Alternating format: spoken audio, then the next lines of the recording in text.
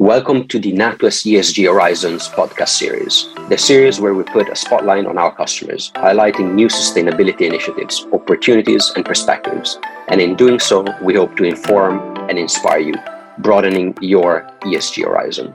For episode 3 of ESG Horizon, we are joined by Agustín Delgado, a Chief Innovation and Sustainability Officer at Iberdrola.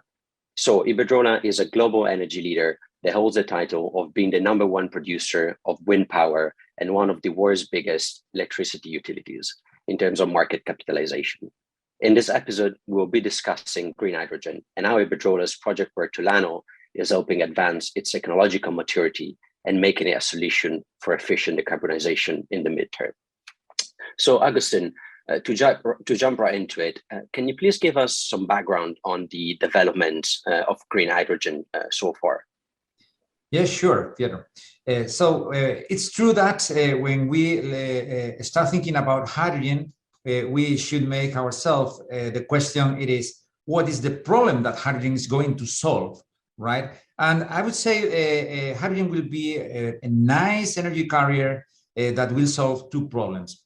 First, we know that the world wants to be neutral, carbon neutral in 2050, and electrification, although it's going to be the main energy carrier for that time, is not going to be able to cover all the energy needs. And we expect like 20-25% of the energy needs that are not going to be able, the electricity is not going to be able to cover for them. So we need to find out another energy carrier, and it looks like that hydrogen-based fuels could be the solution. So this is one thing, but the truth is that this solution is needed for 2050. Before arriving to that date, we need to first decarbonize the whole power sector and then electrify as much as possible.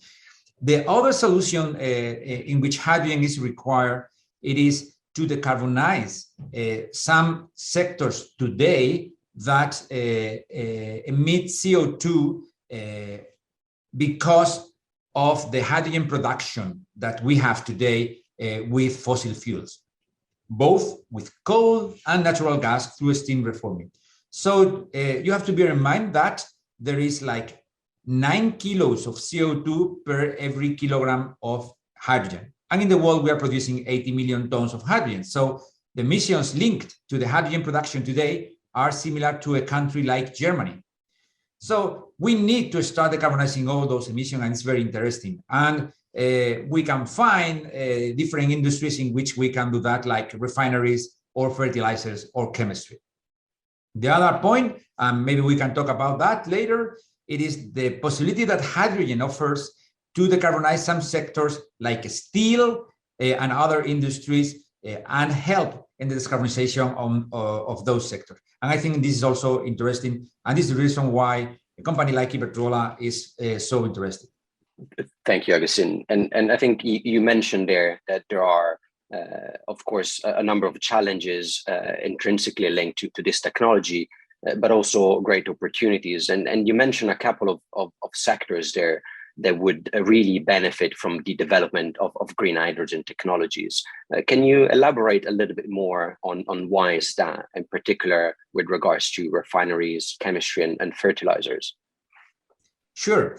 As I said, when we look at the hydrogen sector today, because one of the very important things whenever you start a hydrogen project is trying to look for a consumer, an off-taker of the hydrogen, right? If we want to be big, if we want to build small prototypes or projects, it's okay. But if you want to be real, big scale, you need to look for the off-taker. And there are like 3 sectors. First one is refineries. Second one is fertilizers. And third one, other chemistries that uses hydrogen. So we took a look to those industries. First thing you realize, it is that most of the hydrogen production in the world, the majority of the hydrogen production in the world is co-located to the factories that uses it, because hydrogen is very difficult to transport. So one of the first thing it is that we need to make an alliance with those factories, either fertilizers, either refineries, because we need to be into their processes and to incorporate the hydrogen that we were producing into their processes. This is one thing. The other thing it is that we also want to make this hydrogen with renewable sources. And it's not that easy because most of these processes need a 24/7 steady flow of hydrogen.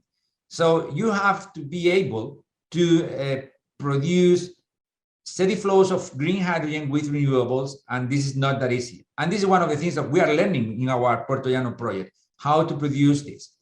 One of the things that we are doing first, it is the same as you collocate the hydrogen production facility with the factory of fertilizers or whatever. We also want to have on-site production of renewables close to the hydrogen facility, so we can secure at least a percentage of the energy that is coming from self-consumption. And this is one of the things that we are also doing in Puertollano. So fertilizers, refineries, chemistry. And then I would say the second group of those industries that are not using hydrogen today, but they could use hydrogen to decarbonize. And one that is worth mentioning, it's as I said before, the green steel industry that I think it's going to flourish in the next decade. Thanks. Very interesting. I quite like when you mentioned there, go big or go home, and the importance of having alliances with different companies, and also on the fact that you really need to be local for this technology to work. We mentioned a couple of times now this project Puertollano, the Puertollano Plant. What is exactly this project, and is there any challenges involved in this project? Yeah, sure. Puertollano is a city in the center of Spain, and it's an industrial city, and it has one of the biggest fertilizer factories in Spain. They have a steam reforming using natural gas to produce the hydrogen that is needed to put together with the nitrogen that they capture from the air and produce ammonia. And with this ammonia, they produce the fertilizers. So, as I said, when we were thinking about hydrogen projects, we need to have a strong off-taker that wanted to somehow start decarbonizing their processes. And we wanted to start with, let's say, a demonstration project. When I'm talking about demonstration, I'm talking about the biggest electrolyzer plant that is being built today in Europe. And it will start producing the first molecule of hydrogen at the end of the year. So we're talking about a real project, a big project, but for us, it's only a demonstration, because in this plant and in the other plant that Fertiberia has in Palos de la Frontera, we expect to reach to 800 megawatts of electrolyzers to produce the hydrogen they need. So the challenge that we have found are different. First, I would say it's very important to understand that you're not just producing the hydrogen and put it in a pipe. That, as I said, is not that easy, and that's the reason why all the hydrogen production facilities are close to the factories. But we need to incorporate our hydrogen into a process that is running 24/7. So this is the first thing. It is not just you alone producing hydrogen. And we are developing technical solutions for this. First solution, to have some kind of storage of hydrogen and overcapacity in the electrolyzers, so we can smooth our production and give a steady flow to the factory. The other challenge, it is to have the self-consumption plant. We are talking about a 100 megawatt PV plant linked to this 20 megawatt electrolyzer plant. So we have oversized the photovoltaic plant, so we can have more hours of sun used to run our electrolyzer. We have had to link both of them with a 8 kilometers cable, and we have also incorporate a battery into the PV plant, so we can also help to smooth the production of renewables. So all this is controlled in our control center, trying to somehow adapt the renewable production and all the assets to the hydrogen needs of the factory. Thank you. And those indeed are very, very, very big challenges, and glad that you're trying to find ways to solve them. When thinking about these challenges and thinking about how the Puertollano plant is helping to solve them, is there also any opportunities that arise from those, thinking about new markets or things along those lines? Yeah, sure. For us, first, we support that any additional hydrogen production should mean additional renewables. So we are talking about more renewables and in the end, more electricity to produce this hydrogen. So this is a big opportunity. But as I said, the industries that are currently using hydrogen are only the starting for us. It's a big starting point because, as I said before, it's a big business. Just have in mind that to cover the refineries and the fertilizers and the chemistry industry, we would need 3 terawatt-hour more of power in the world. This is like 10% of the, even more, of the total power consumption in the world today. So it speaks about the big opportunity. But we, as I said, this is at the starting point, but we are already developing ideas and projects to extend the use of hydrogen to other industries that are very difficult to decarbonize, as I said before, like steel. Thanks, Agustín. As you mentioned, some of these sectors might find harder to decarbonize their operations. On this note, how can the development of green hydrogen help businesses in these sectors?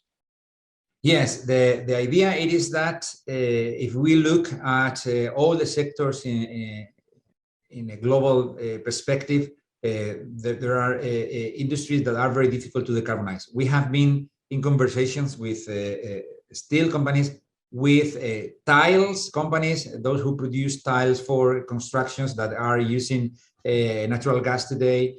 We are in conversations with food industry, with other industries that somehow feel that they are very difficult for them to decarbonize, that they will change most of their processes to electricity, but in the end, there is always a percentage that sometimes they cannot decarbonize, and they are asking us for help to give a solution.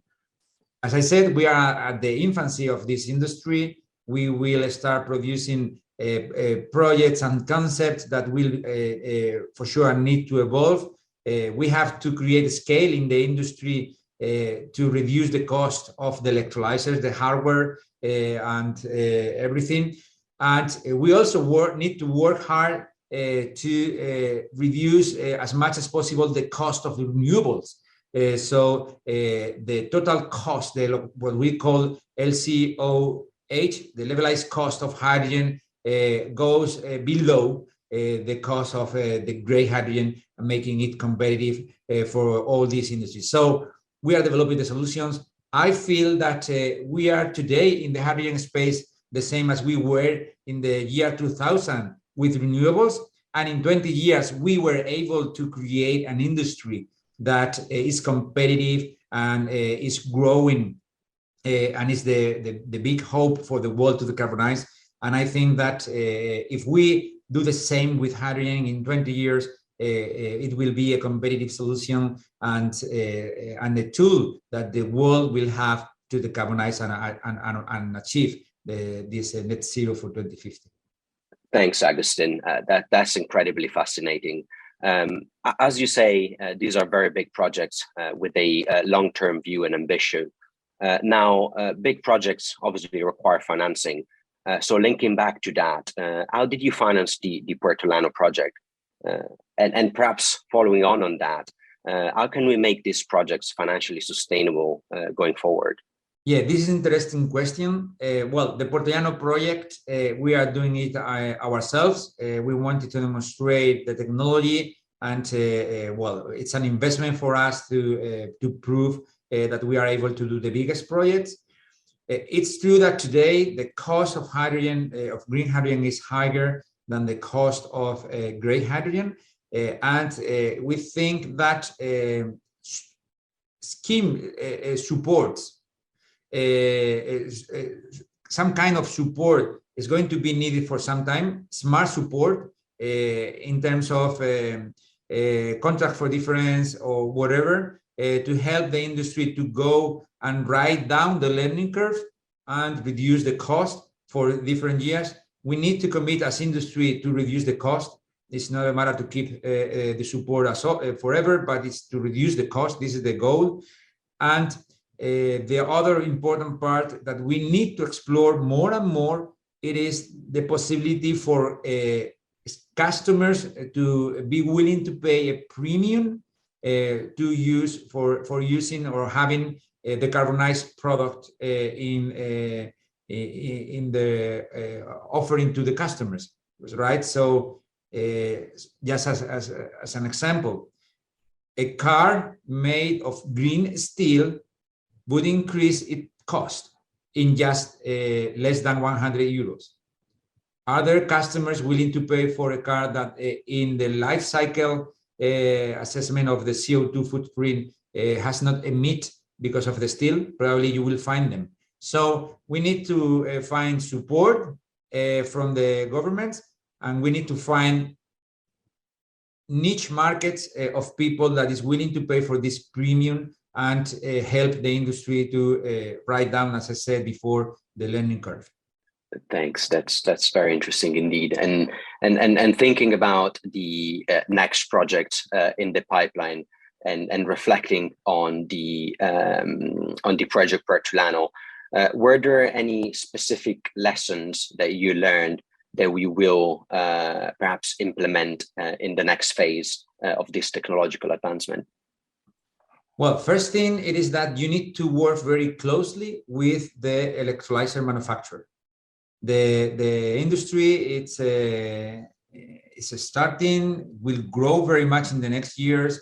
And when we were talking with them, they were telling me that for them, they were this kind of electrolyzers are first of a kind. So we need to work with them to know that this is not off-the-shelf products, that you need to understand what could be the problems that you may have on this product that are first of a kind, and to know also what are the benefits that scale will bring to decrease the cost. So we as industry, as power producers, have the duty of reduce the energy cost of producing hydrogen, and the industry of electrolyzers and the hardware industry have also the duty of reducing the cost of the hardware, so we can be competitive in 10 years' time. Thanks, Agustín. And to wrap it up, I just wanted to end it a little bit on a personal note.